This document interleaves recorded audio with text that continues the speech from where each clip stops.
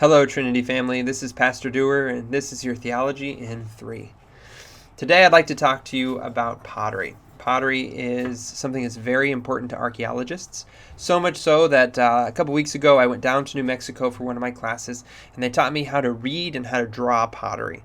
Now, here's what that means. When an archaeologist is digging through a site and they find an artifact, most of the time, it is usually going to be pottery. And pottery, this is because pottery is very durable. So this particular shirt is probably around 2,000 years old. A friend of mine, a decade or so ago, brought it back from a dig that he was on, and he gave it to me. And so this shirt is probably around 2,000 years old. It's very durable. Most other things would have deteriorated, like food or cloth or paper. These things deteriorate over time. But pottery is stable, and it endures. And so we have a lot of it. We have a lot of it because they were making a lot of it, and it doesn't deteriorate as quickly as other things. And so an archaeologist, as they dig, this is most of what they're going to find. They're going to find pottery. And because there's so many different pots, they're able to trace the artistic expression of the potters over the course of thousands of years and use that to date how old each layer of the tell is. It also teaches us how people lived, which is a very useful thing. So archaeologists love analyzing pottery because it tells them a lot about this history of a site, a lot about the people who lived there. Now, for Christians, understanding pottery is very useful because it helps us understand the biblical text.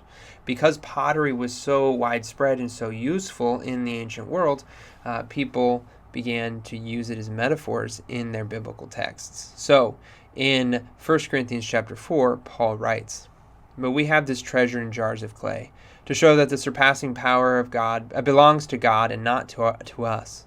So we read this and we're like, okay, treasures and jars of clay, these are metaphors. What are they referring to? Well, he continues in the next few verses by telling us, "We are afflicted in every way, but not crushed, perplexed, but not driven to despair, persecuted, but not forsaken, struck down, but not destroyed, always carrying in the body the death of Jesus, so that the life of Jesus may be manifested in our bodies." So we see in this passage that the jars of clay that he references, these are the Christians, the people of God.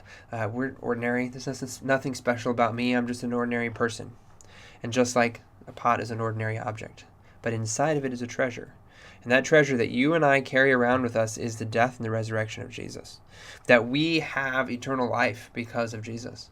That we carry that around in us. Even as most pots carry around grain or water or can be used for cooking.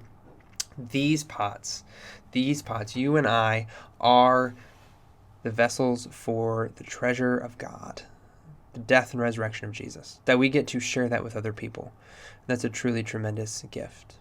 Now, there's something kind of depressing about looking at this particular piece of pottery and comparing it to 1 Corinthians 4. And that's because this is just a tiny little piece. This pot was broken probably 2,000 years ago. And as it was broken 2,000 years ago, it reminds us that this life is hard. And Paul doesn't shy away from that. He tells us that we'll be persecuted, we'll be beaten, we'll be struck down. But we see that even if the pot is shattered and broken into pieces, that even if everything in our lives goes terribly wrong, the treasure we carry around inside of us gives us hope. That no matter what we face in this life, even if we face this unto death, we have the promise of God for everlasting life and salvation, that we will be raised again on the last day, and that we will live forever with Christ. And so even though we may face terrible trials in this life, we also have this promise and this hope that encourages us no matter what happens. And this is why I like biblical archaeology and history. Because when we take a look at something like this, and then read the biblical text, it makes it come to life. And it helps us see a lot more clearly just how much this story that God has given to us applies to us, encourages us, comforts us, and gives us hope. I pray that you have a blessed rest of your day, and I look forward to seeing you soon.